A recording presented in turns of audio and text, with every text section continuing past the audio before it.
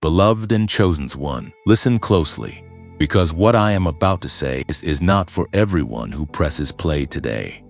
It is for you. Something has been shifting around you, and you have felt it before you could explain it. People who used to challenge you have grown quiet. Doors that used to slam shut have started to creak open. You did not imagine this. You sensed it because you are not ordinary, and somewhere deep inside, you have always known that. There are signs that only the chosen ones carry, and if you recognize even 2 or 3 of them right now, that is not a coincidence. That is confirmation. You have been having dreams that feel sharper than dreams usually feel. Dreams with colors and voices that stay with you long after you wake. You have felt a frustration that makes no logical sense, a restlessness in rooms where everyone else seems content, because some part of you knows you were built for more than that room. You have noticed people watching you differently lately, sometimes with admiration they cannot explain, sometimes with a discomfort they cannot name either. You have felt protected in moments that should have destroyed you, and you have walked away from situations wondering how you came out unscathed. And lately, you have felt a pull, quiet but constant, towards something bigger than your daily routine, something you cannot yet put into words, but that you feel is calling your name. Maybe you have noticed it in smaller ways too, ways that feel almost too quiet to mention out loud. A conversation that should have gone badly somehow resolved itself before it could. A stranger who said exactly the sentence you needed to hear, and then walked away without knowing what they had just done. A memory that resurfaces at the strangest hour, not to torment you, but to remind you of who you were before the world tried to convince you otherwise. These are not small things. These are the fingerprints of something moving on your behalf long before you had language for it. You have spent so long believing you were simply sensitive, simply tired, simply overthinking, when in truth you were perceiving. You were picking up on frequency that most people around you cannot detect because they were never asked to carry what you carry. You are not broken for feeling this. You are an earth angel, sent into a body and a timeline you did not fully choose, carrying an assignment you are only now beginning to remember. You are part of a divine plan that was set in motion long before you took your first breath, and the resistance you have felt around you was never random. It was the sound of something unseen working against a purpose it could feel but could not stop. Heaven has paused everything around you right now to make sure. You hear this message clearly because the season you thought you were still waiting for has already arrived. Heaven did not say soon. Heaven said now. Before I take you deeper into what this season truly means for you, I want to pause for just a moment and share something with you. Researchers who study the human brain have found that the people who tend to break through, who tend to create, lead, and see what others cannot see, often carry a stronger signal in a specific brainwave called gamma. Chosen ones are frequently born with this signal already elevated, but long seasons of waiting, rejection, and hardship can quietly suppress it over time, dimming something that was never meant to go dark.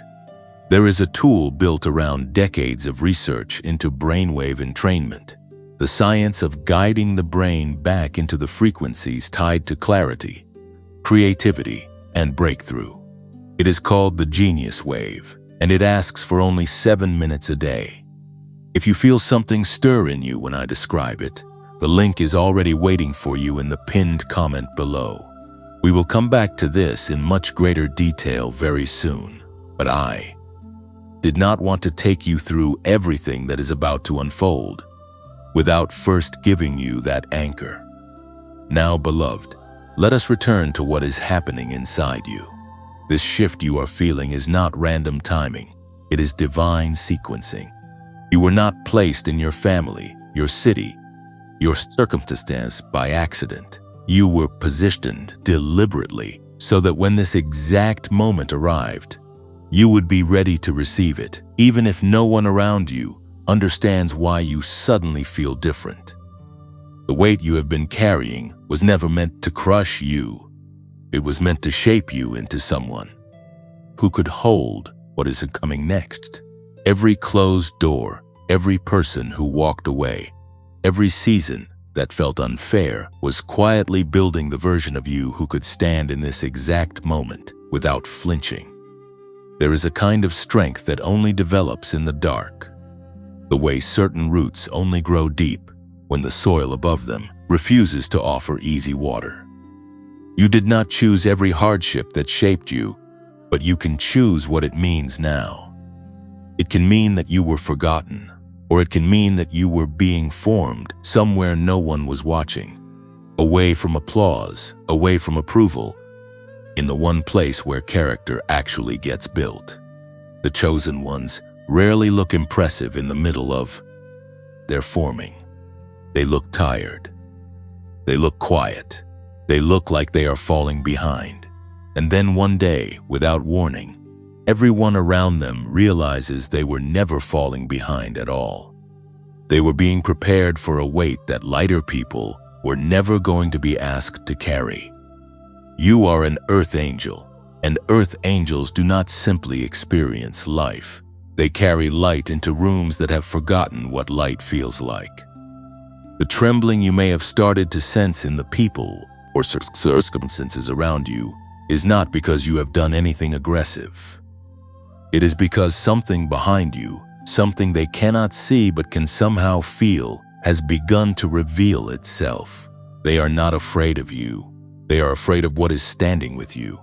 And that fear, uncomfortable as it may feel, is proof that you have stepped into a frequency they no longer know how to oppose.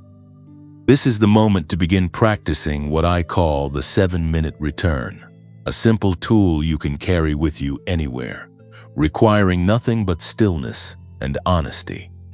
The first step is this: bring to mind something you are grateful for that did not happen, a door that did not open because it was never meant to, a relationship that did not survive because it would have kept you small, a plan that fell apart so completely that you can now see it was redirection, not rejection. Sit with that gratitude for what was withheld, because withholding in the hands of heaven is often protection wearing a disguise. The second step is a quiet statement spoken either aloud or in your heart. I am not behind. I am being assembled, piece by piece, moment by moment, exactly on time. Let that statement settle into the places where doubt has been living rent-free. The third step is 7 minutes of silence. No phone, no noise, just you in the quiet, allowing whatever wants to rise in you to rise without resistance. This same 7-minute principle is the doorway into something I will explain fully in just a moment, something built specifically for this exact season you are standing in. Right now, something is stirring in you, and I want you to know that stirring is not only for you. Somewhere, someone else is scrolling tonight, feeling invisible, wondering if anyone out there understands what they are carrying. And your willingness to engage with this message could be the very thing that puts it in front of them. So if something in you wants to respond, let it. Pressing like helps this message travel further to the person who needs to hear it tonight. Leaving a word in the comments means you become part of a growing room of chosen ones, speaking into the silence together instead of carrying it alone. Sharing this with one person you know has been quietly struggling could be the exact moment they needed. Subscribing means the next message finds you without you having to go looking for it. And if you feel led to pass something forward, the donation link sits gently in the pinned comment, not as a request, but as a way of letting the light you just received continue, moving towards someone else. There is no pressure here. Only an open door. Take what is yours and let the rest settle in its own time. You just gave 7 minutes of silence to something larger than yourself. And now it is time to understand fully what that silence was preparing you for. Imagine a radio that has been sitting in a room for years, perfectly built, perfectly capable of receiving a signal, but slightly off frequency. Not broken, not damaged, simply drifted from the exact position where the transmission comes through clearly. You turn the dial, and most of what you hear is static, with only a few clear words slipping through before the noise returns.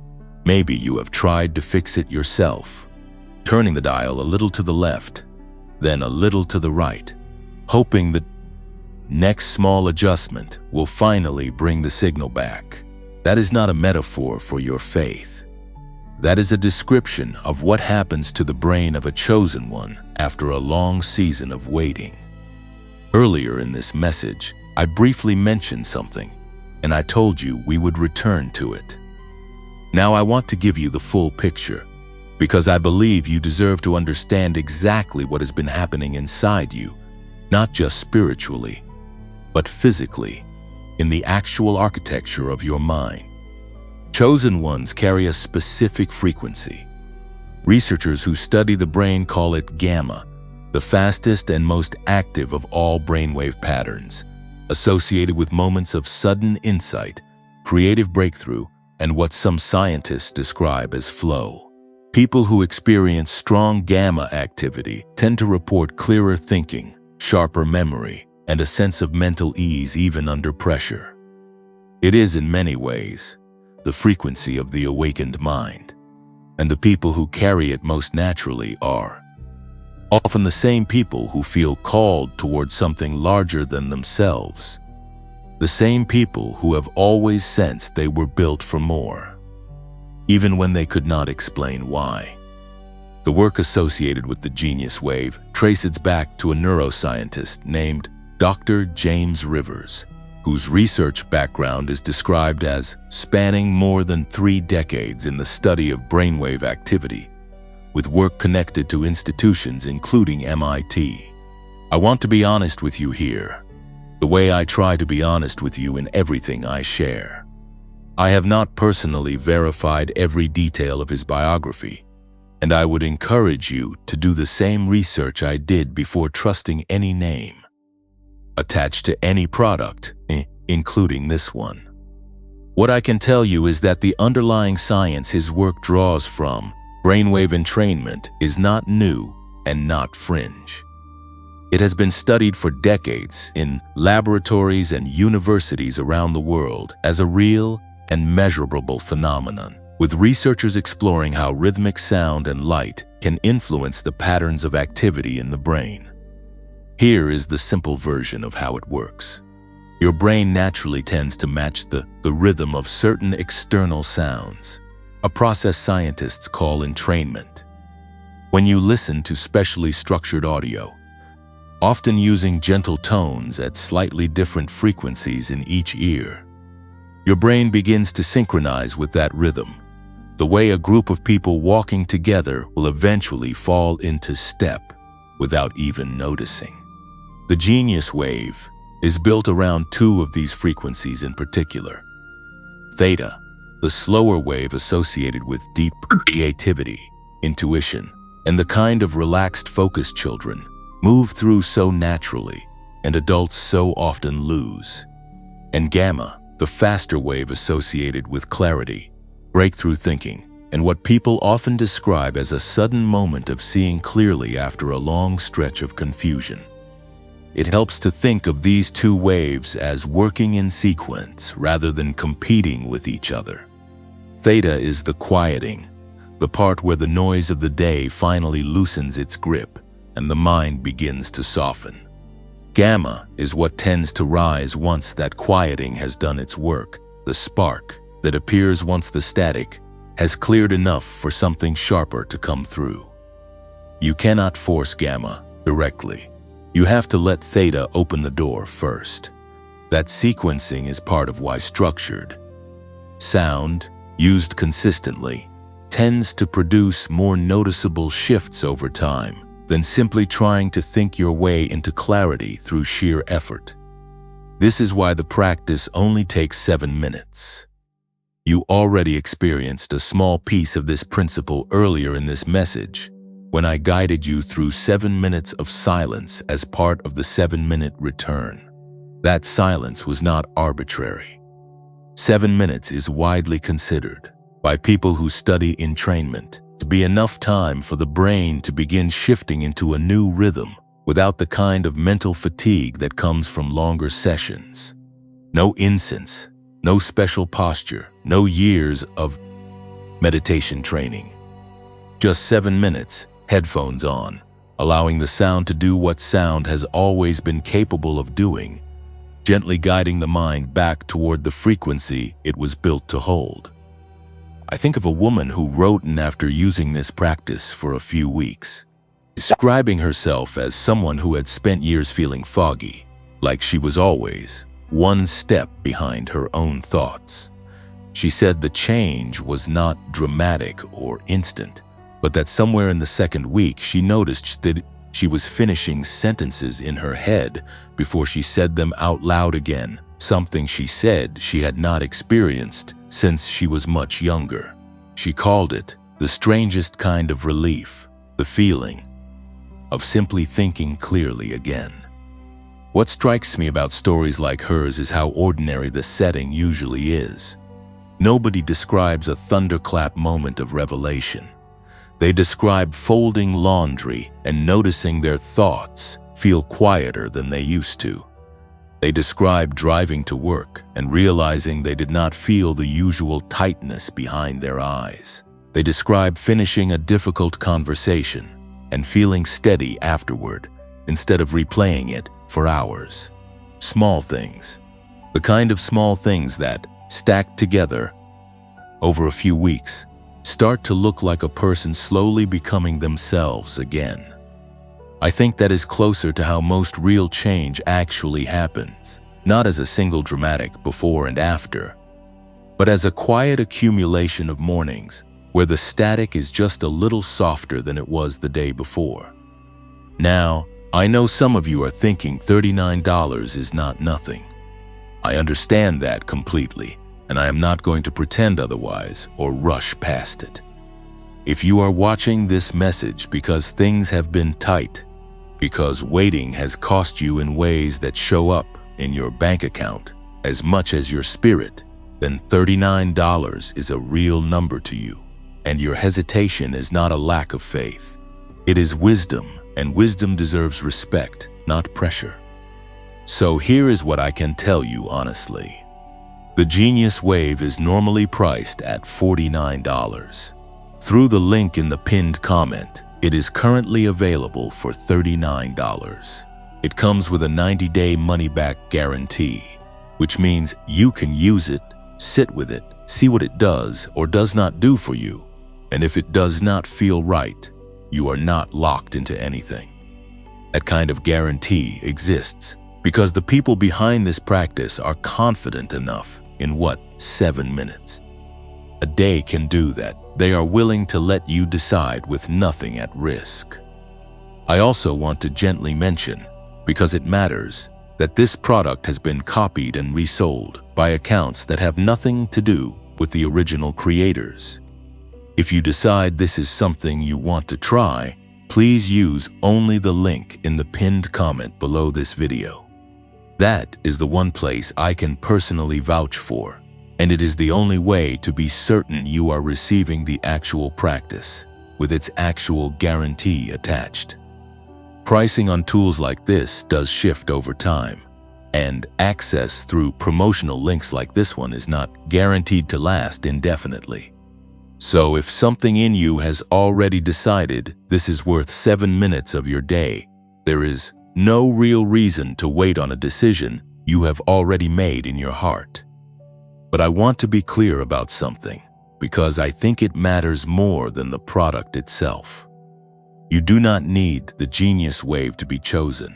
You were chosen before this video existed, before any audio track was recorded, before any brainwave was studied or named. What a tool like this can do at its very best is help quiet the static that years of waiting may have built up around your own clarity, your own intuition, your own ability to hear the call that has been speaking to you all along. It is a support, not a source. The source was never in question. What I want you to walk away from this part understanding is simple.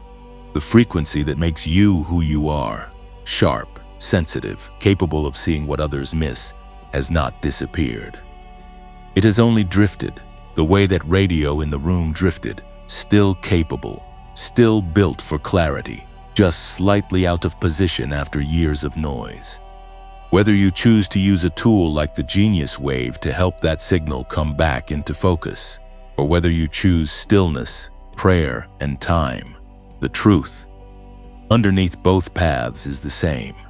You were never broken. You were only waiting to be tuned back into the frequency that was always yours. And now, beloved, I want to take you somewhere else entirely, somewhere closer to the parts of you that no one else has named out loud. Beloved, I want to slow down with you for a moment, because what I am about to describe is not something you have heard named out loud before, even though you have been living inside it for a long time. There are 4 signs that tend to surface in the season of waiting, and if you recognize them, I want you to know that recognition itself is part of what is shifting in you right now. The first sign is a sudden wave of sadness about the past, arriving without warning, often in the middle of an ordinary afternoon. You are doing something completely unrelated, washing dishes, sitting in traffic, scrolling through your phone, and suddenly, grief rises in you for something you thought you had already made peace with. A version of yourself you used to be, a relationship that ended without closure, a dream you quietly buried because carrying it any longer felt impossible. That sadness is not regression. It is your spirit finally having enough safety to grieve what it never had time to. Grieve while it was simply trying to survive. The second sign is that familiar places and people suddenly feel heavy and strange. The room you used to feel comfortable in now feels slightly off. Conversations with people you have known for years start to feel like they are happening underwater, like you are speaking a different language than the one everyone else around you is fluent in. This is not you becoming distant or difficult. This is the natural friction of growth, the discomfort of no longer fitting into spaces and relationships that were sized for a version of you that is quietly being outgrown. The third sign is a recurring dream about an unopened door. Different settings, different details each time, but always that same door, closed, sometimes locked, sometimes simply waiting. You stand in front of it, sometimes reaching for the handle, sometimes too afraid to try. This dream tends to repeat during seasons of transition, when something inside you already knows threshold is near, even before your waking mind has caught up to that knowledge. And the fourth sign is this. The same message keeps appearing in many different places, almost as if it is following you. A phrase you hear in a song, then read in a stranger's caption online, then hear again in an overheard conversation at a coffee shop, all within the same week. This is not your imagination working overtime. This is what happens when you become attentive enough to notice a pattern that was likely always there, a kind of confirmation that arrives in repetition, because some messages need to be heard more than once before they can be believed. If these signs are present in you, then so, likely, are some specific pains that come along with them. Pains that are rarely spoken about directly because they sound too small to mention and too large to ignore. The insomnia that has you staring at the ceiling at 2 in the morning, mind racing through conversations that already happened and ones that have not happened yet. The loneliness that exists even in a room full of people who love you. The strange, isolation of carrying something no one around you can quite see. The feeling of being wronged by people who never apologized, who moved on as though nothing happened, while you are still working through what their actions cost you. And the deep, quiet ache of feeling misunderstood, of trying to explain what is happening inside you and watching the explanation land flat, met with concern instead of comprehension. I want to offer you something that might shift how you have been carrying all of this. We have been taught to think of waiting as a kind of punishment, as though delay always means we did something wrong, as though if we had simply prayed harder or worked smarter or believed more fiercely, the door would have opened sooner. But that framework is not only unkind, it is inaccurate. Waiting, in its truest form, is not punishment. It is positioning. It is the careful, deliberate placement of a person exactly where they need to be, in exactly the condition they need to be in, for exactly what is coming next. There is a difference between being overlooked and being positioned, and I think it matters that you learn to tell them apart. To be overlooked means to be forgotten, set aside, left out of consideration entirely, as though your name was simply never written down. But to be positioned means something else completely. It means you were placed, deliberately, the way a careful hand places a piece on a board before a move that has not happened yet. The way a director positions an actor backstage in the exact spot they will need to be in when their cue finally comes. From the outside, overlooked and positioned can look identical. Both involve waiting. Both involve standing somewhere unseen, somewhere quiet, somewhere that does not feel significant. But underneath, they are opposites. One is abandonment, the other is preparation hidden. Inside the appearance of stillness, you have not been forgotten. You have been placed exactly where you needed to be, so that when the moment finally comes, you are not scrambling to catch up. You are simply stepping into a position that was already prepared for you, the way an actor steps onto a mark that was taped down long before the lights ever came up. What you have just recognized in yourself in these last few minutes is not only personal. Right now, in different cities, on different continents, other chosen ones are pausing this exact same message, feeling this exact same recognition settle over them at this exact same hour. You are not alone in this room, even though it has felt that way for a very long time. There is a quiet kind of grace in knowing that. If something in you wants to respond to it, let the response be gentle. Pressing like is simply a way of letting this message reach the next person who is ready to be named and seen. Nothing more urgent than that. Leaving a word in the comments is a way of marking that you were here, that you showed up for yourself today, even if no one else ever knows what that cost you. And sharing this with someone who has been struggling to find stillness in a noisy season might be the quietest gift you give anyone this week.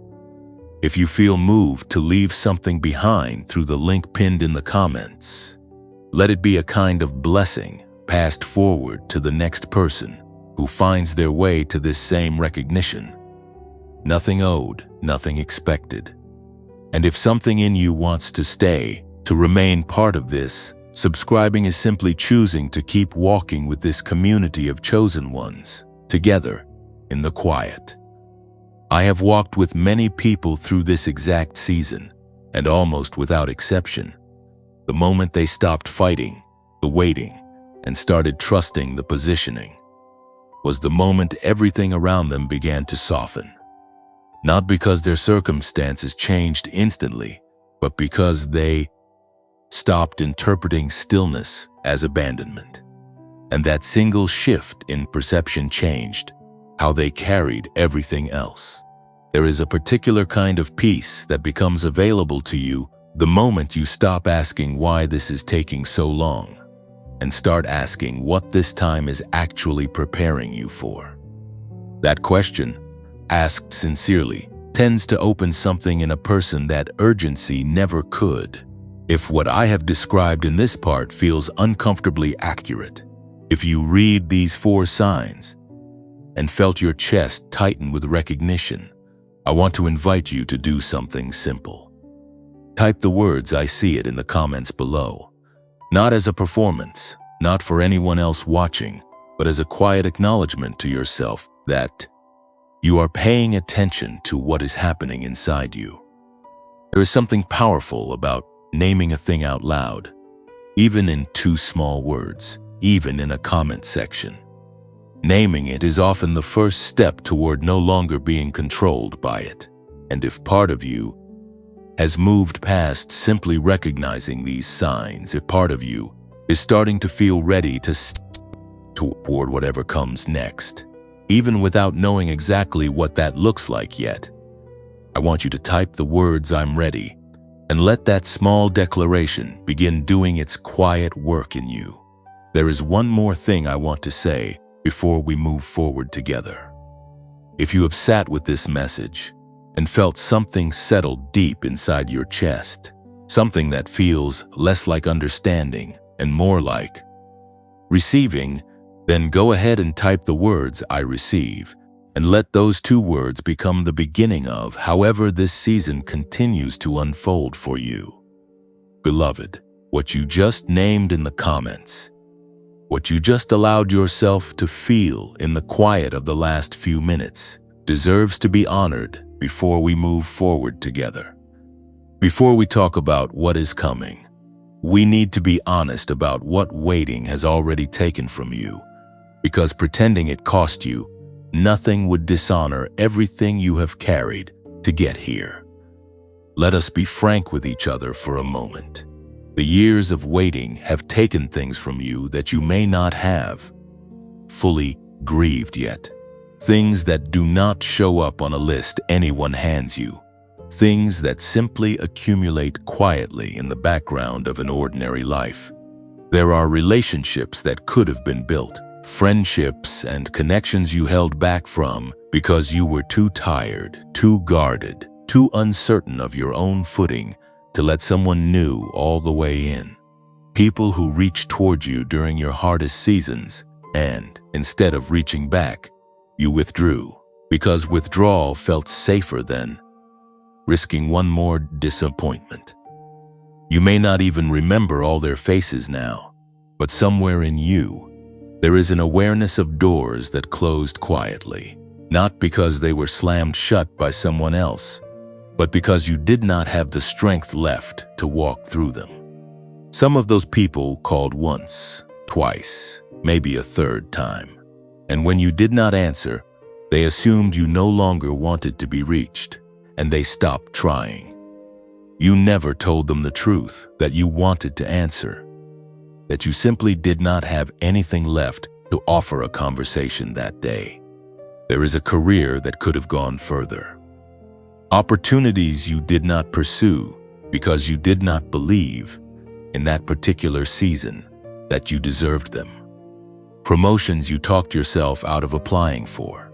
Ideas you kept to yourself in meetings because speaking them out loud felt too vulnerable when your confidence had already been worn thin by everything else you were carrying.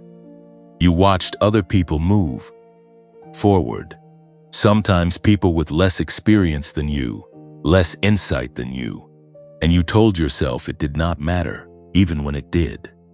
There were nights you came home and sat in your car in the driveway, a few extra minutes before going inside, not ready to explain to anyone why another day had passed without the movement you had hoped for.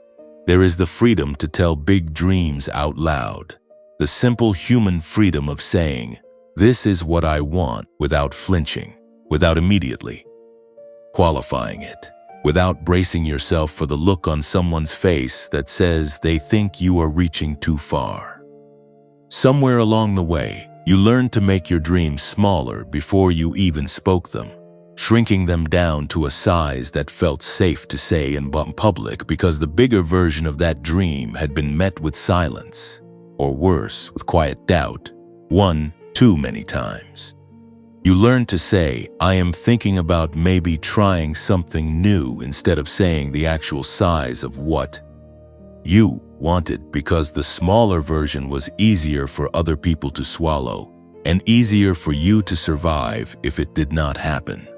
And there is faith in yourself, the quiet, foundational trust that you know how to read your own life correctly. That kind of faith erodes slowly, almost imperceptibly, with every season that did not unfold the way you believed it would. You stop trusting your own discernment. You start asking other people what they think before you allow yourself to know what you think. You second-guess instincts that used to come naturally to you because those instincts at some point led you somewhere that hurt, and you have not fully trusted them since. You may have noticed yourself hesitating lately before decisions that used to come easily. Not because the decisions themselves are difficult, but because some part of you no longer fully believes in its own judgment, and that hesitation, more than almost anything else, may be the heaviest cost of all.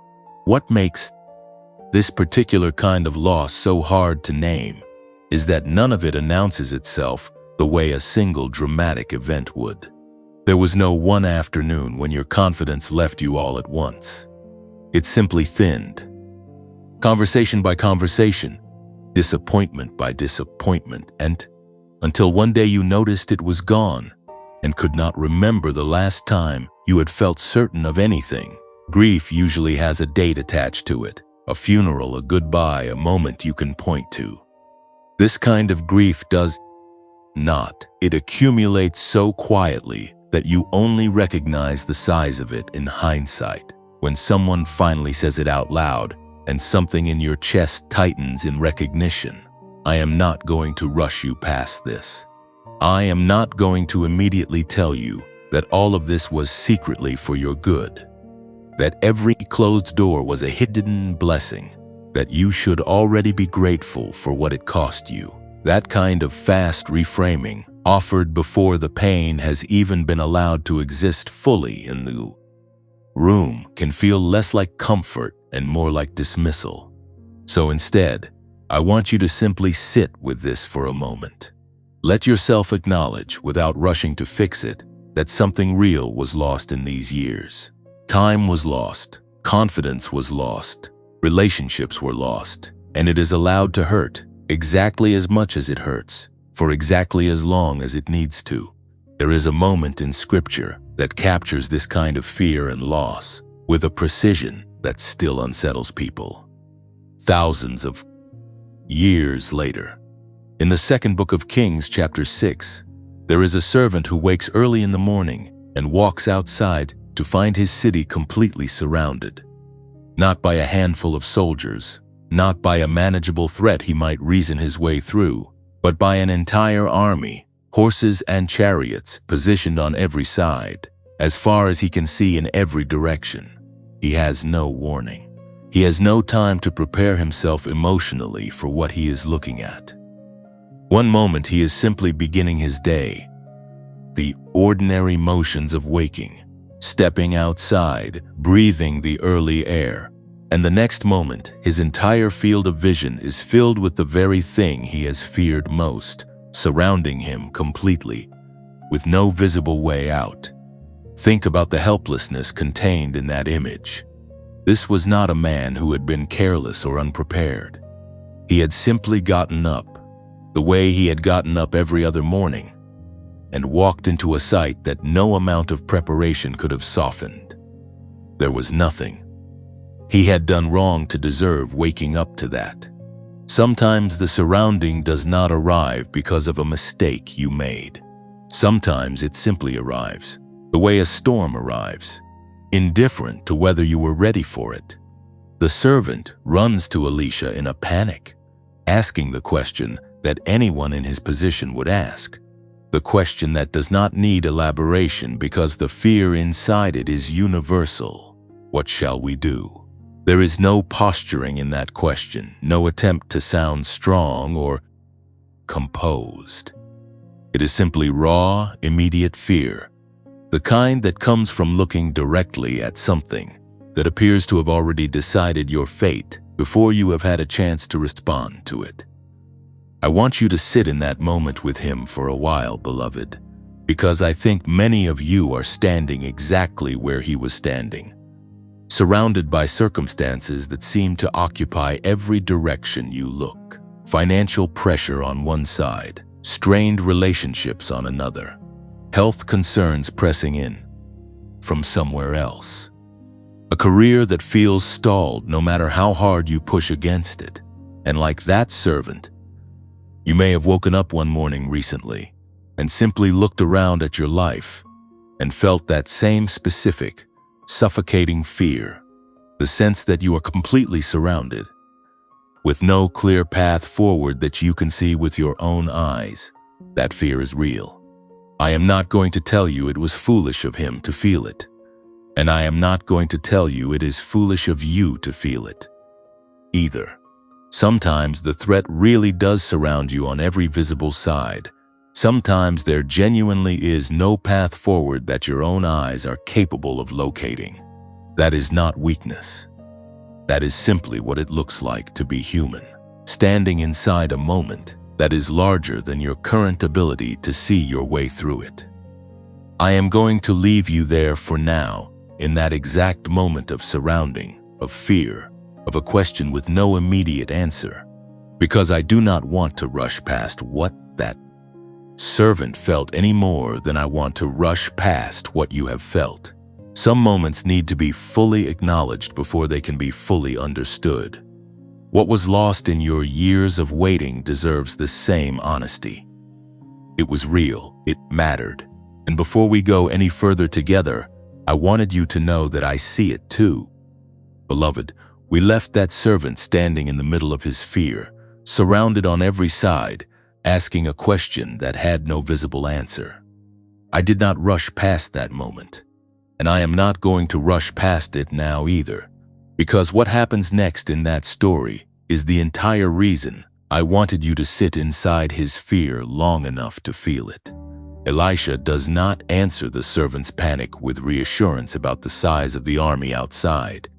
He does not minimize what the young man is seeing, and he does not tell him his fear is unfounded. Instead, he simply says something that, on its surface, sounds almost too calm for the moment. Those who are with us are more than those who are with them.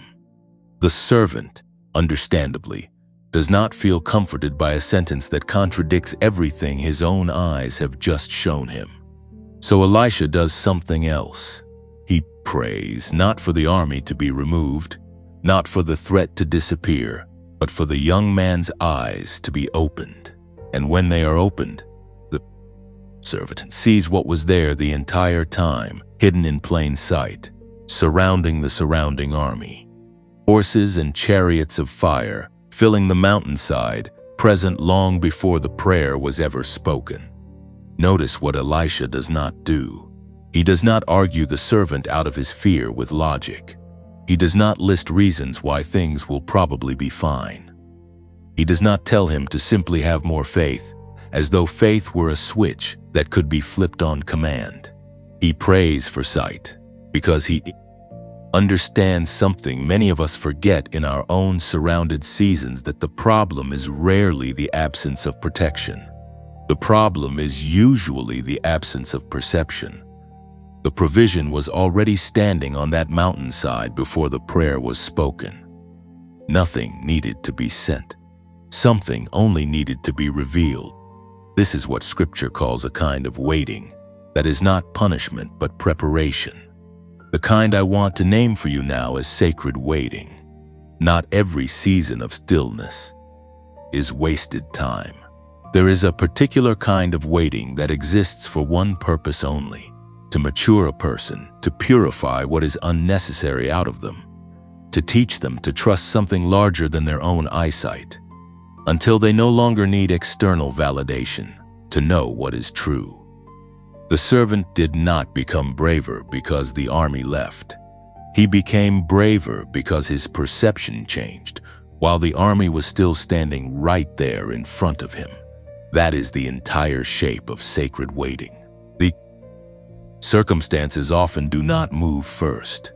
The seeing does, beloved. I believe many of you have spent years in a version of that same field, surrounded by something that has never fully gone away, while quietly, almost without noticing, you were being prepared not to escape the circumstance, but to finally see what had been standing inside it the whole time. Waiting does not weaken you. It sets you apart for something only the patient eye is capable of perceiving. The fact that your circumstances have not changed yet does not mean nothing has been happening. It may simply mean your eyes are still in the process of opening. There is a particular kind of maturity that only sacred waiting can produce. A steadiness that cannot be rushed into existence through effort alone. You can recognize it in people who have been through long seasons of difficulty and come out the other side without bitterness. The ones who speak about their hardest years with a kind of quiet gratitude that confuses. People who have not yet walked a season like that themselves. That gratitude is not denial.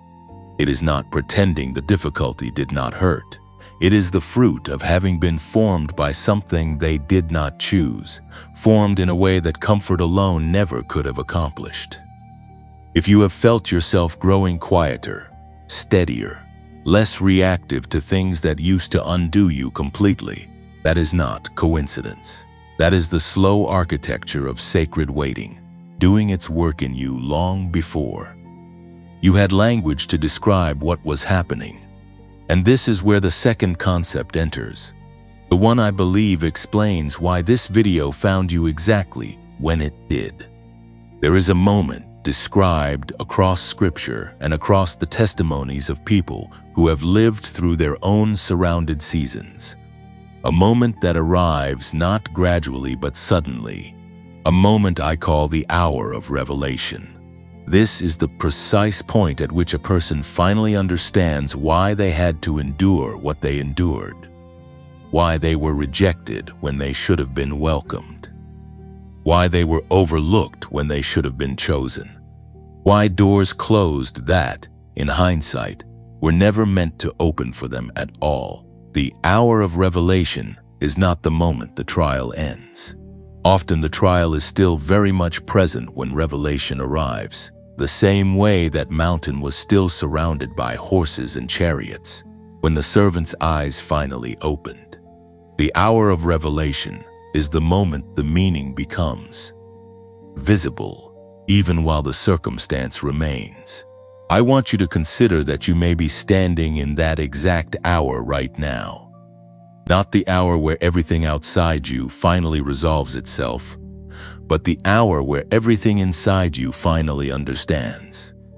The final pain you have carried, the one that felt the most senseless, the most unfair, the hardest to explain to anyone who asked you about it, may not have been pointless at all. It may simply have had a name you were not yet able to read. And that name, beloved, is calling. Not punishment, not abandonment, calling. The very thing that nearly broke you may turn out to be the precise mechanism that prepared you to carry what is coming next. The way pressure prepares a seed to finally split open into something that could never have existed eyed the shell alone. This is, I think, part of why so many of you have felt something stir in you during this very message, a recognition that has been building quietly since the opening minutes. You are not simply listening to a video about waiting. You are sitting inside your own version of that mountainside, and something in you is asking, quietly, to have your eyes opened the same way that servants' eyes were opened. Not to a different set of circumstances, to the same circumstances, finally seen correctly. If part of what is helping you sit with this kind of clarity right now is the 7-minute practice I described earlier, the one built around brainwave entrainment and the work connected to Dr. James Rivers, I want to gently remind you that the link for the Genius Wave is still waiting quietly in the pinned comment. in case you want to explore it further at your own pace. There is no pressure attached to that mention, only an open door, the same as before. What matters far more than any tool is the shift we are describing right now, the shift from straining to see your way out of the surrounding, to simply asking for your eyes to be opened to what has already been, standing there with you the entire time. I think about how differently the servant might have that morning if he had known, even an hour earlier, what was already present on that mountainside. He might have walked outside with steadiness instead of panic. He might have looked at the army surrounding the city and felt something other than dread, even before the fire and the horses became visible to him. The truth had not changed. Only his access to it had, and I wonder, beloved, how differently you might carry the next portion of your own story if you allowed yourself to believe, even for a moment, that what is protecting you has already been present all along, simply waiting for your eyes to be capable of receiving it. Sacred waiting is not about passivity. It is not about sitting still and hoping circumstances rearrange themselves around your comfort. It is about allowing the slow work of maturing to happen in you while you remain present to your life, rather than checking out of it in frustration. The version of you who existed at the beginning of your surrounded season could not have carried what the version of you standing here today is capable of carrying. That growth did not happen by accident. It happened in the waiting, through the waiting, because of the waiting. The same way the servant's capacity to perceive fire on a mountainside did not exist until the exact morning he needed it most. And so the hour of revelation is not a future event you are still waiting to arrive at. For many of you listening right now, it may already be happening quietly, in the middle of an ordinary day, in the middle of an ordinary video, in the middle of a sentence that suddenly made something click into place that has been loose inside you for years. The final pain has a name, and the name is calling. Not curse, not failure. Calling, hidden inside the very thing that hurt the most, waiting patiently for the moment your eyes would finally be ready to read it correctly. Beloved, you have just been given language for something you have likely felt for a long time, without being able to name it. Carry that gently. Let it settle. And let us continue forward together into what this means for the practical shape of your life from here. Beloved, what you have just stepped into is not the end of a long season of clarity. It is the beginning of movement. And I want to walk you through exactly what that movement looks like, because vague hope rarely sustains a person the way specific understanding does.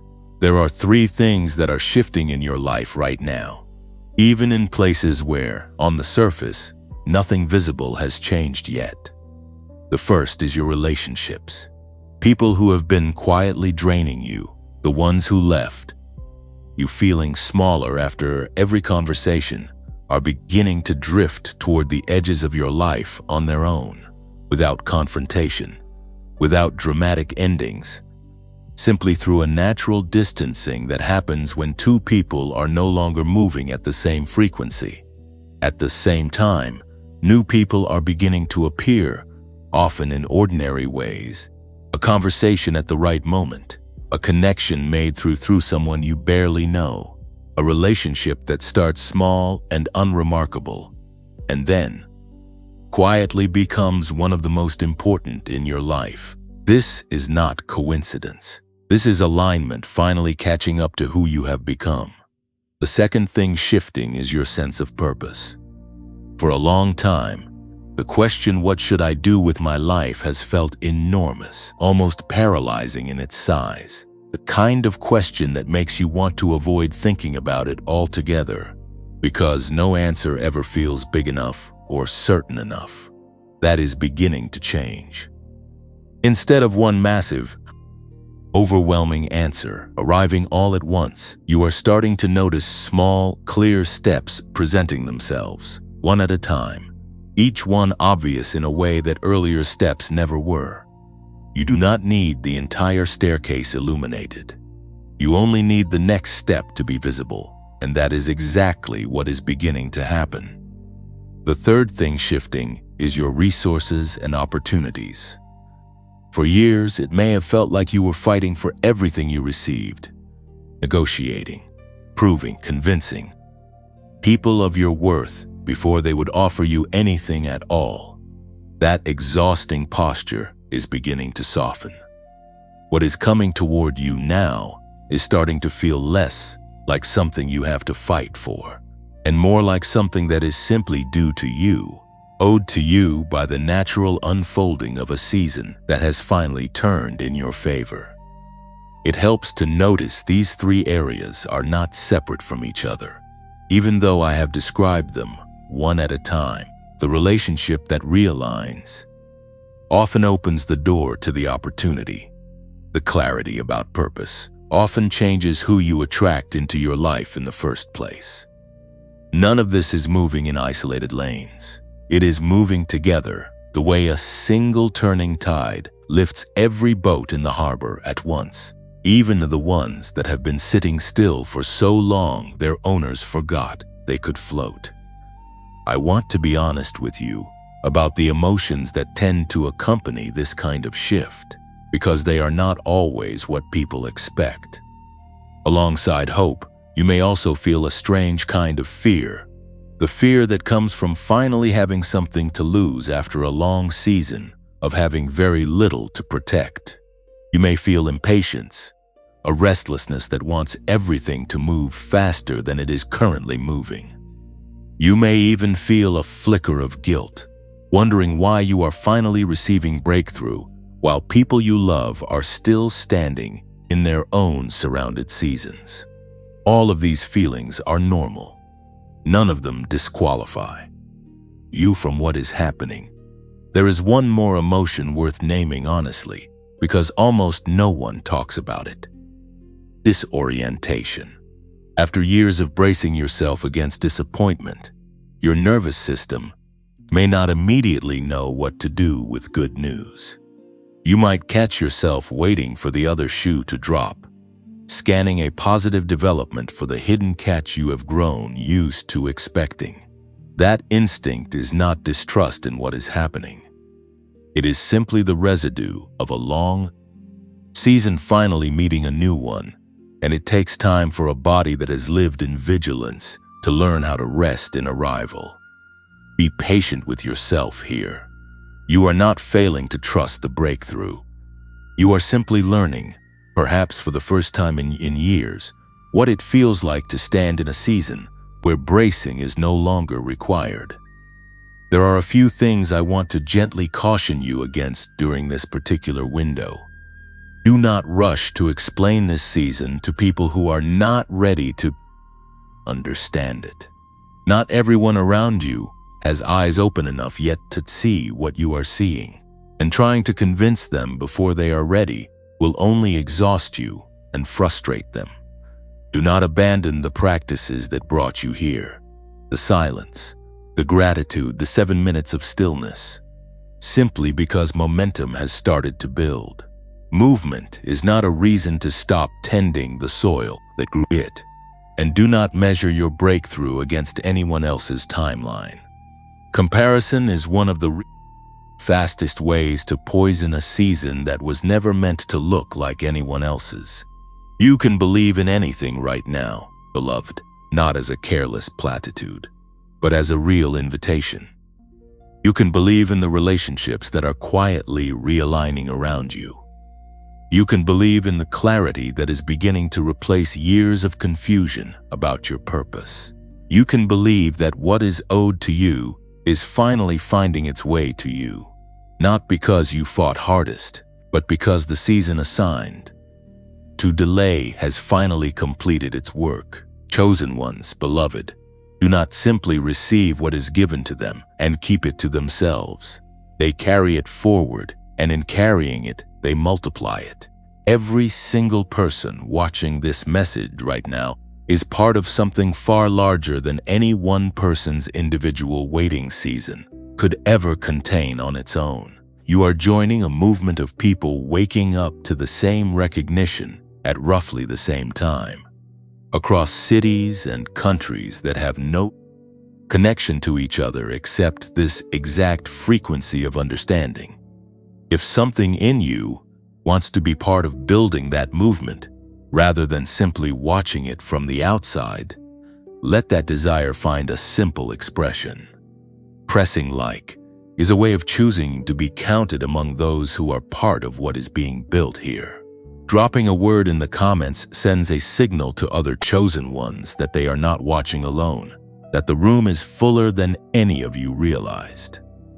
Sharing this with someone who is still standing in the thick of their own waiting season might be the exact nudge they need to know that the ground beneath them is already beginning to shift, even if they cannot feel it yet. If you want to stay connected to what continues to unfold here, subscribing is simply choosing to remain at this table rather than passing through once and disappearing. And if you feel led to sow something into this work through the link pinned in the comments, think of it the way a chosen one thinks of planting, an investment into ground that will grow something for the next person standing in line behind you, someone you may never meet but whose breakthrough your generosity quietly helped prepare. I have watched this exact pattern unfold in person more times than I can count. People who spent years convinced that nothing was moving, only to look back later and realize the relationships, the purpose, and the resources had all been shifting simultaneously, quietly, underneath the surface of what their eyes could detect at the time. The shift rarely announces itself loudly. It tends to arrive the way morning arrives, not with a sudden burst of light, but with a slow brightening that you only fully notice once you realize the room is no longer dark. If what I have described in these 3 areas feels true for you right now, if you can sense the early movement even before it has fully shown itself in your circumstances, I want to invite you to type the word "I see it" in the comments below, marking this moment as one you recognized in real time. If you feel that readiness rising in you, the sense that you are prepared to meet what is coming rather than simply hope for it, type the word "I'm ready" and let that declaration settle into your spirit. And if you have already crossed over into full reception, if something in you has stopped resisting and simply opened to receive what is being offered in this season, type the word "I receive" and let those words become a marker you can return to on the days when doubt tries to convince you that nothing has changed. You are not waiting anymore in the way you once were.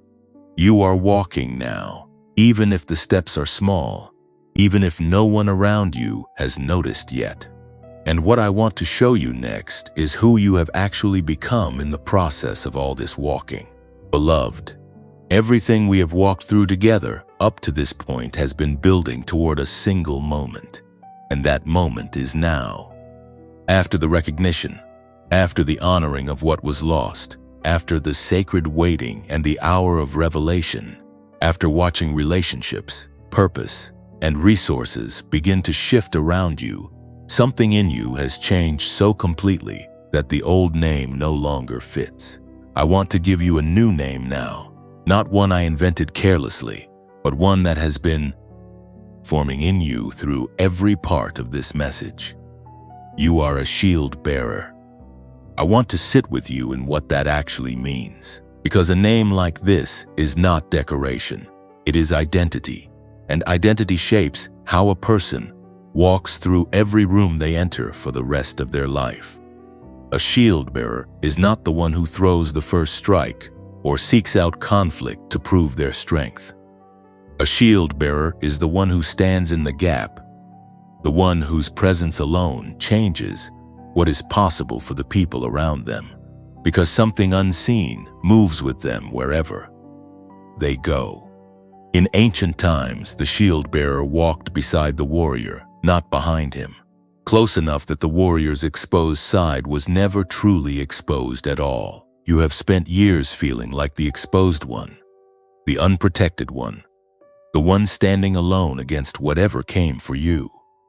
But what this entire message has been revealing to you, piece by piece, is that you were never actually unprotected. You simply could not yet see who was standing beside you the whole time. Think back to that servant on the mountainside, the one surrounded by horses and chariots with no visible way out. He believed himself exposed because his eyes had not yet been opened. The moment they were, he discovered that what was protecting him had been present the entire time, simply waiting for his perception to catch up to the truth. That is what it means to be a shield bearer. It does not mean you have never been afraid, and it does not mean the threats around you were never real. It means that even in your most surrounded seasons, even when you felt completely alone, something was standing close enough to you that your exposed side was never truly exposed at all. You carried that protection without fully recognizing it, the way a person can carry a gift for years without unwrapping it, simply because no one ever told them it was theirs to open. I want to slow down here, because there is a layer to this identity that deserves more than a passing mention. A shield is not a decoration carried for show, and it is not a weapon designed to strike first. It exists between two things, the danger and the one it loves, and it does its work simply by remaining in position, by refusing to move even when the pressure against it is enormous. Think about what that actually requires. Not aggression, not constant motion. Steadiness. The willingness to stay exactly where you are needed, even when staying is harder than running, even when no one applauds you for simply not collapsing. You have already been practicing this, without realizing it had a name. Every night you stayed present with your own pain, instead of numbing it away. Every relationship you chose not to abandon, even when it would have been easier to walk. Every quiet morning you got up anyway, even though nothing around you had changed yet. That was shield bearing, beloved, long before you had the word for it. There is also something worth naming about the particular shape of strength a shield bearer carries, because it is easily misunderstood by people who have not walked this path themselves. It does not look like certainty. It looks like showing up uncertain and staying anyway. It does not look like the absence of fear. It looks like fear walking alongside courage, neither one canceling the other out, both simply present in the same body at the same time. People who have not been through what you have been through sometimes mistake this for weakness, because it is quiet, because it does not perform itself loudly for an audience. But quiet strength is still strength, and in many cases, it is the only kind that survives long enough to matter. The chosen ones who carry the heaviest assignments are rarely the loudest people in the room. They are the ones who simply remained standing after everyone expected them to fall, and who, somewhere in that remaining, discovered they had become someone they did not recognize from before. There is a kind of test that tends to arrive shortly after a person steps into this identity, and I want to prepare you for it honestly, rather than let it surprise you. Once you become a shield bearer, life has a way of placing you near someone else's surrounded season, almost immediately, as if to confirm whether the steadiness you just claimed for yourself is real or simply a nice idea you heard in a video. You may find yourself sitting with a friend's crisis, or standing in a family situation that asks more of your calm than you feel prepared to give. This is not a sign that the identity was premature. It is the identity doing exactly what it was built to do, finding its first opportunity to be useful. Do not panic when that moment arrives. You have already been practicing for it longer than you realize. Being a shield bearer also means something about how you now move through the world toward other people. You are not only protected, you have become someone capable of extending protection to others. Someone whose steadiness can stand in the gap for people who are still standing in their own surrounded to seasons, unable yet to see what you have learned to see. This is part of why the years of waiting were never wasted. Even on the days they felt unbearable, they were teaching you what it feels like to stand firm when everything around you suggests collapse. And that lesson, once learned in your own life, becomes something you carry into every relationship, every room, every person who crosses your path, needing exactly the kind of steadiness you were forced to build the hard way. There is a particular quality to people who have walked through what you have walked through and come out the other side still standing. They do not announce their strength loudly. They do not need to. It shows in smaller ways, in how they respond to crisis without panic, in how they sit with someone else's pain without trying to fix it too quickly, in how they have learned to trust a presence they cannot always see with their physical eyes, but have learned, through hard experience, to trust completely. That is the posture of a shield bearer, quiet, steady, present, unwilling to abandon their position even when the battlefield looks unwinnable. I want you to notice something about this name that is easy to miss. A shield does not exist to be admired. It exists to be useful, to absorb what would otherwise land directly on someone vulnerable, to stand between danger and the person it loves. There is a kind of humility built into this identity, a willingness to be the one who stands in the gap, rather than the one who receives all the attention. And yet, paradoxically, this is exactly the kind of person whose absence is felt most deeply when they are gone, and whose presence changes the entire atmosphere of a room without them ever having to say a single word about what they are carrying. You have been training for this identity through every season you thought was simply suffering.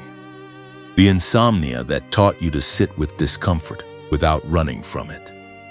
The loneliness that taught you to find steadiness within yourself rather than depending entirely on others to provide it. The misunderstanding that taught you not to need everyone's approval before you could trust your own perception. All of it, beloved, all of it was quietly shaping a shield bearer, even on the days it felt like it was simply breaking you down with no purpose at all. I want to offer you a blessing now, beloved, small and personal, the kind spoken quietly rather than declared loudly.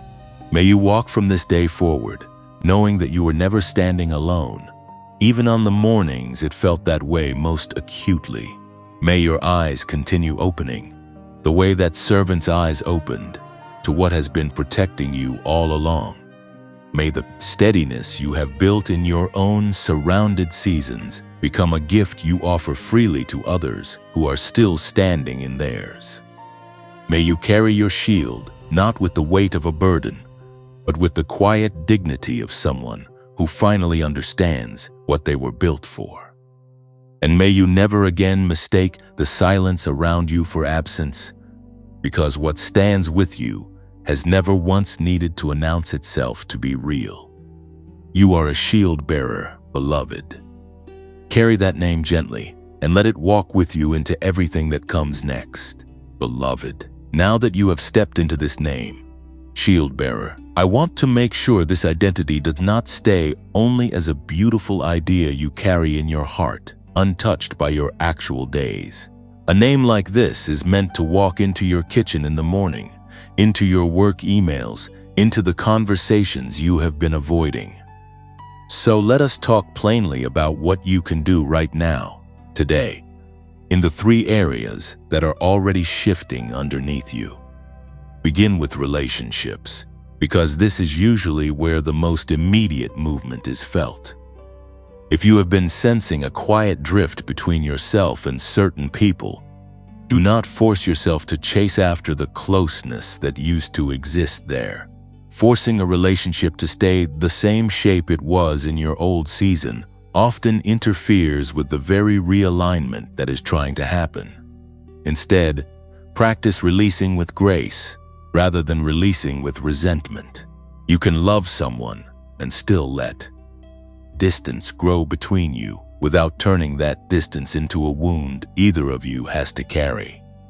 A simple practice here is this.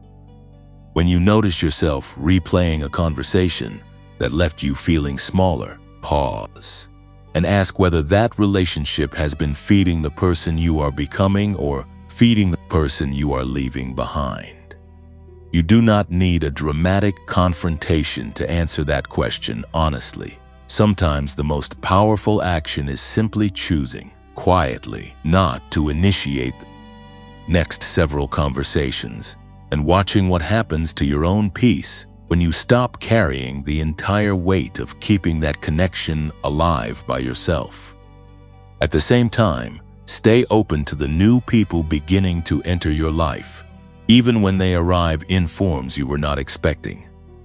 A shield bearer learns to recognize alignment quickly, not through interrogation, but through a simple internal question asked honestly after spending time with someone.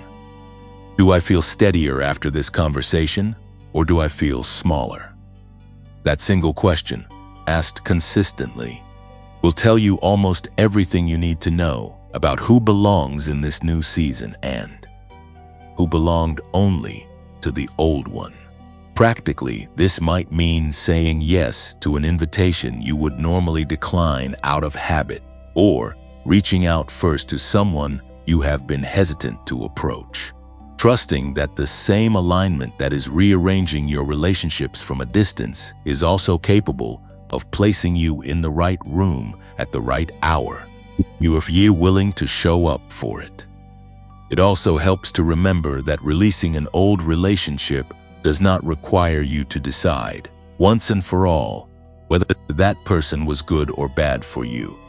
Most relationships that have run their course were genuinely good for a season, and simply are not built for the season you are walking into now.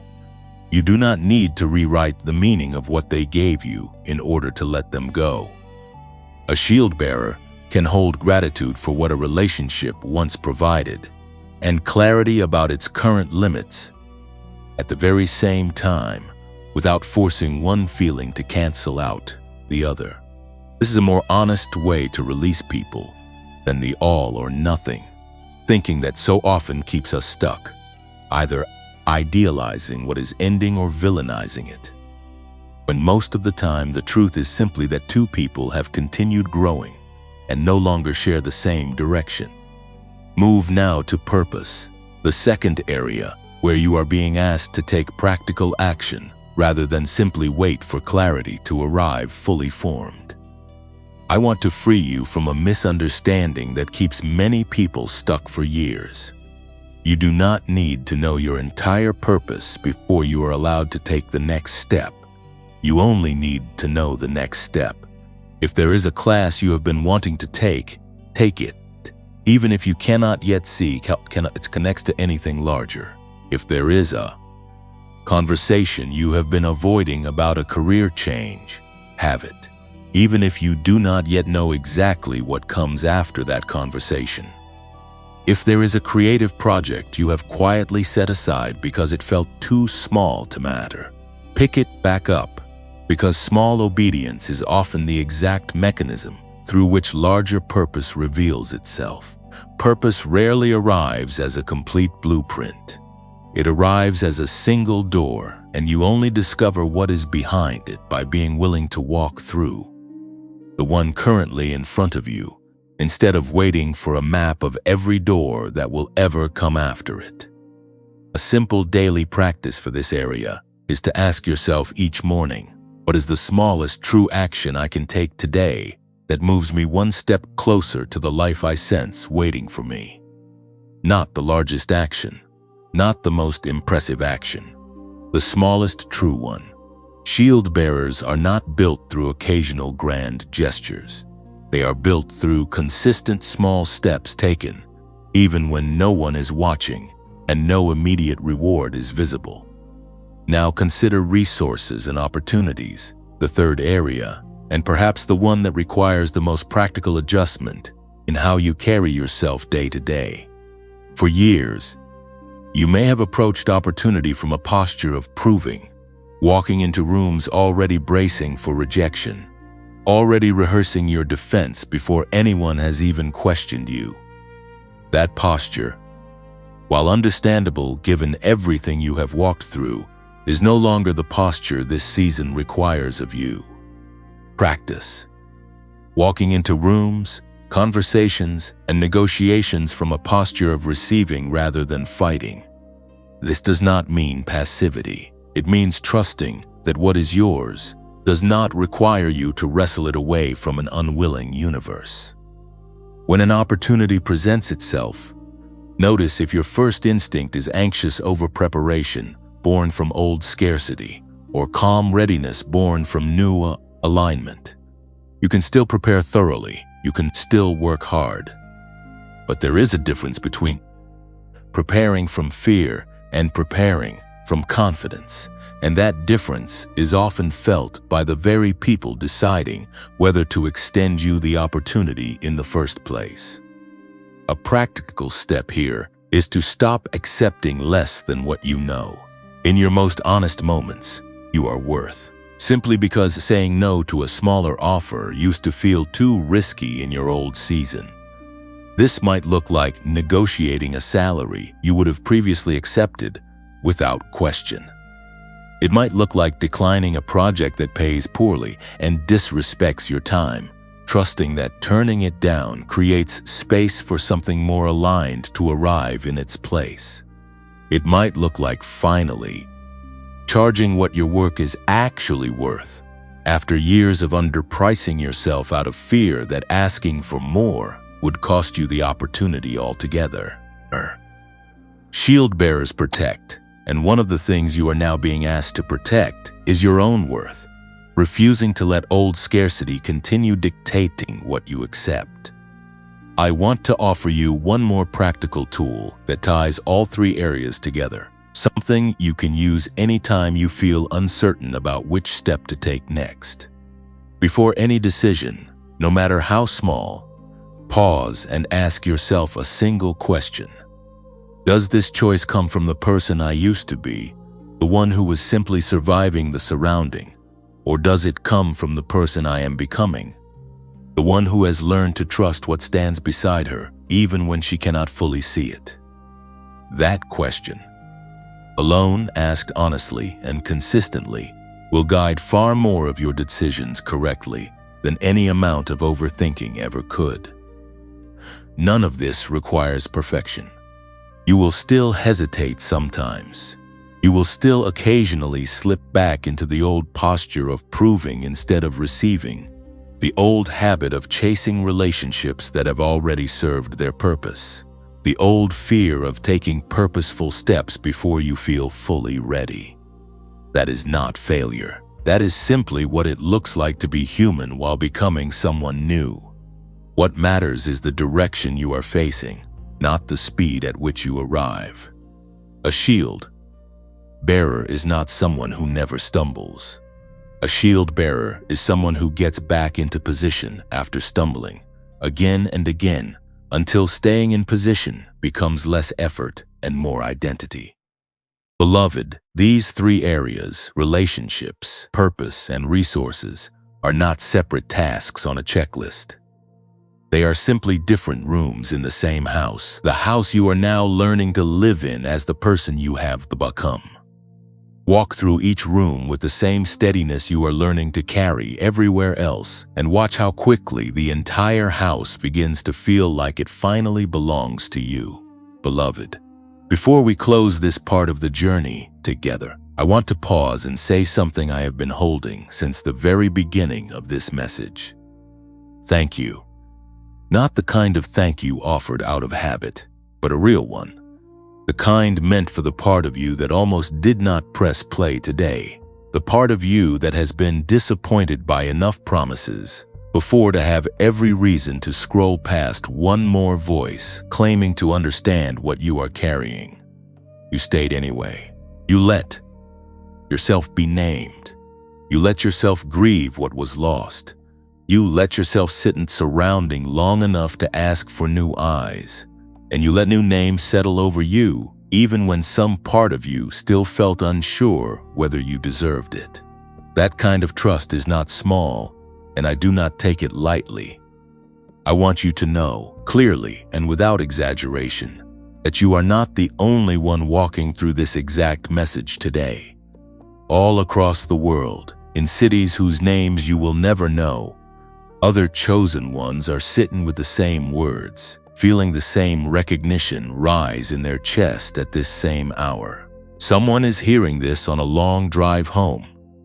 Someone is hearing this through earbuds at a desk they are quietly tired of sitting at. Someone is hearing this on a night they were not sure they would make it through. You are part of a wider room than you realized. A room full of people who have all been surrounded in their own way, and who are all, in this very moment, beginning to have their eyes opened to what has been standing beside them the whole time. Before we step toward the very end of this journey, I want to walk you through one final exercise, something simple, but, I believe, important. I want you to imagine, just for a moment, a threshold. It can look however feels true to you, a doorway, a gate, the edge of a room. And I want you to imagine yourself standing at that threshold, carrying everything you have named throughout this message: the insomnia, the loneliness, the relationships that ended without explanation, the career that stalled, the years you spent doubting your own discernment, the frustration you could never quite put into words. I want you to picture yourself right now, setting all of it down at that threshold, not throwing it away in anger, not pretending it never mattered, simply laying it down the way a traveler finally sets down a bag they have carried for far too many miles. You do not need to carry it across this threshold with you. It has done its work. It shaped the shield bearer you have become. But it does not need to keep traveling with you into what comes next. Take a breath here if you need to. Let your shoulders drop a little. Let your hands, wherever they are right now, unclench slightly, the way hands do when they finally realize they no longer need to hold on so tightly. You are allowed to leave it at the threshold. You are allowed to walk forward lighter than you arrived. I want to say something to you now, gently, before we move toward the very last part of this message. What we have built together here today, in this space between my voice and your heart, is real. It does not disappear when this video ends. It belongs to both of us now, you and me, and to everyone else who sat in this same recognition alongside you, even though none of you will ever meet each other by name. If this message has meant something to you, you do not need grand words to say so. Pressing like is simply a way of saying it without needing words at all. A quiet acknowledgement between you and whoever else encounters this after you. Leaving something in the comments means that the next chosen one who finds their way here will not feel like they arrived completely alone, the way you may have felt before you found this message yourself.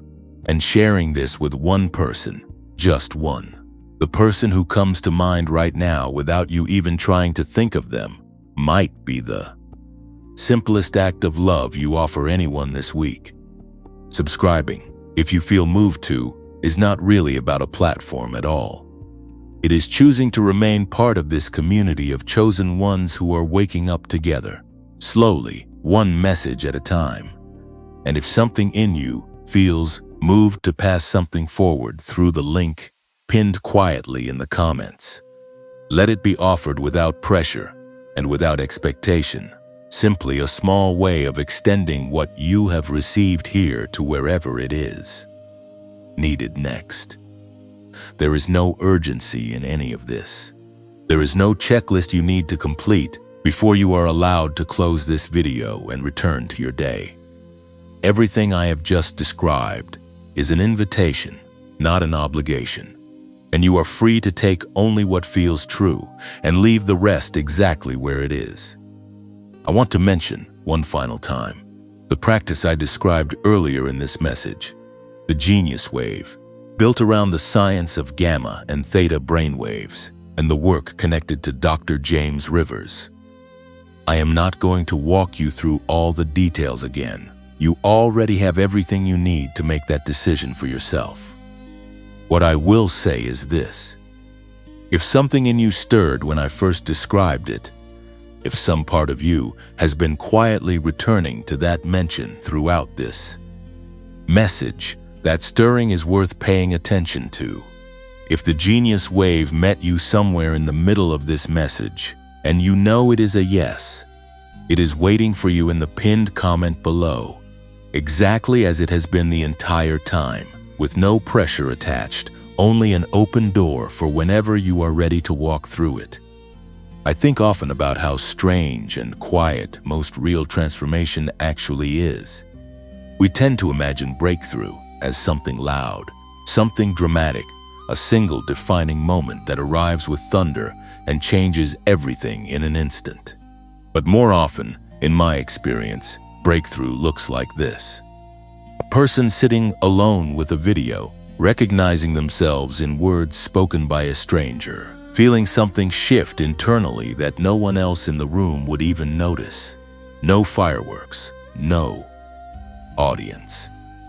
Just a quiet internal reordering that, months from now, you will look back on and recognize as the actual turning point, even though at the time it felt like nothing more than an ordinary evening spent listening to someone talk about waiting and waves and ancient stories of fire on a mountainside.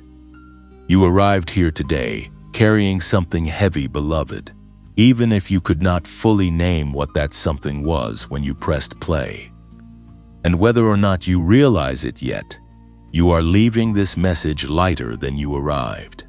Not because the circumstances around you have necessarily changed, but because something in how you see them has.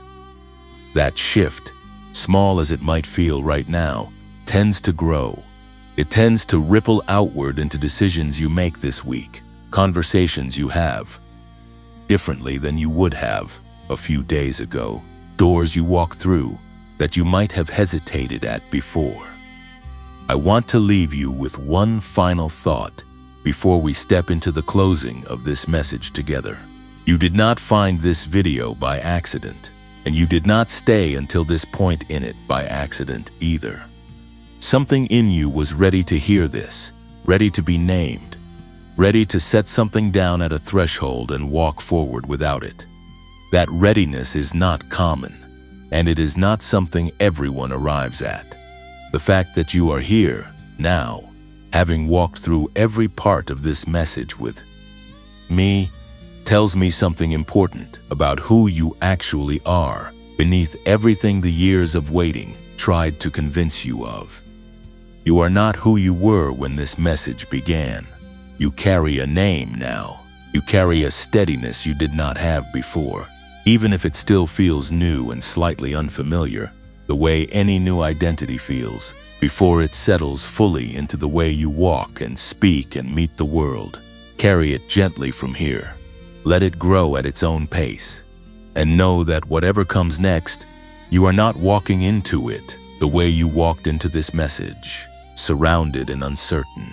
You are walking into it as someone who has already had their eyes opened once, and who knows now what it feels like to recognize what was standing there all along. Beloved, we have reached the end of this message together, and before you go, I want to offer you something quiet, something that asks nothing of you except to receive it. You are still here. After everything we have walked through, the naming, the grieving, the surrounding, the opening of eyes, the new name settling over your shoulders like a garment finally fitted to the body it was always meant for, you are still here, breathing, present, listening. That alone is worth pausing over. So much in this world tries to convince a person to give up halfway through their own story, to close the book before the chapter that finally makes sense of everything that came before it. You did not give up. You stayed long enough to hear the whole thing, and that says something true about who you are that no circumstance has ever been able to take from you. I want to bless you now, simply, the way someone might place a hand gently on your shoulder before stepping back to let you walk the rest of the way on your own. May the stillness you practice today, those 7 minutes of silence, those quiet steps inward, follow you into the ordinary corners of your week, into the kitchen, into the car, into the moments right before sleep when the noise of the day finally starts to quiet. May you remember, on the days it is hardest to remember, that what surrounds you has never been the whole story, and that something has been standing closer to you than the danger ever was. May the relationships that are realigning around you do so gently, without unnecessary pain, and may the new people entering your life arrive with the same steadiness you have been learning to carry yourself. May the small next step that has been waiting for you, the one you do not need an entire map to take, become clear enough this week that you find the courage to take it, even if your hands shake slightly as you do. May what is owed to you find its way to you without the years of fighting that once felt like the only way anything good ever arrived. May you forgive yourself for the years you spent unsure whether you were chosen at all. That uncertainty was never evidence against you. It was simply what it looks like to walk through a season before your eyes have fully opened. You are not behind. You were never behind. You were being assembled, the way a rope is braided one strand at a time, patiently, deliberately, until it becomes strong enough to hold the weight it was always meant to carry. I want you to remember this day, beloved, not as the day everything suddenly became easy, because that is rarely how real change actually unfolds, but as the day something shifted quietly in how you see. The circumstances around you may look, on the surface, almost exactly as they did this morning. The builds are still there. The waiting room of certain relationships may still feel uncertain. The job, the health concern, the unanswered question may still be sitting exactly where you left them. But you are not the same person looking at them anymore. You have new eyes now, the kind that servant on the mountainside received, the kind that can look directly at a surrounding circumstance and recognize, underneath it, something that has been standing guard the entire time. Carry your shield gently. Do not mistake its weight for a burden. A shield carried by someone who finally understands its purpose does not feel heavy the way it once did, when you thought you were carrying it alone, without knowing why, without knowing what it was for. Now you know. Now you understand that you were never simply enduring. You were being formed into someone capable of standing in the gap for yourself first, and then, in time, for others who have not yet had their own eyes opened. If today all you take away is a single sentence, let it be this one: you were never standing alone. Let that sentence return to you on the nights it is hardest to believe. On the mornings the old fear tries to convince you that nothing has actually changed. Let it return to you in traffic, in waiting rooms, in the quiet hour before sleep, when doubt likes to whisper its loudest. You were never standing alone. Say it again if you need to. Let it become somebody remembers, even on the days your mind forgets. This message ends here, but what it started in you does not. You will carry pieces of this conversation with you long after the video stops playing. In the next quiet morning, you choose stillness instead of panic. In the next conversation you have with someone newly stepping into your life, in the next small step you take toward a purpose that no longer feels as impossible to name as it once did. That is how real transformation tends to work, not as a single dramatic ending, but as something that keeps unfolding quietly in the background of an otherwise ordinary life, long after anyone else has stopped watching. Go gently from here, beloved. Take what was true for you today, and let the rest settle wherever it needs to settle, in its own time, at its own pace. You are a shield bearer now, and that is not a title that expires when this video ends. It walks with you. It always will. Rest well tonight, and know that whatever tomorrow holds, you are not walking into it the way you walked into this message. You are walking into it seen, named, and steady, carrying something that was always yours, simply waiting all this time for your eyes to finally open.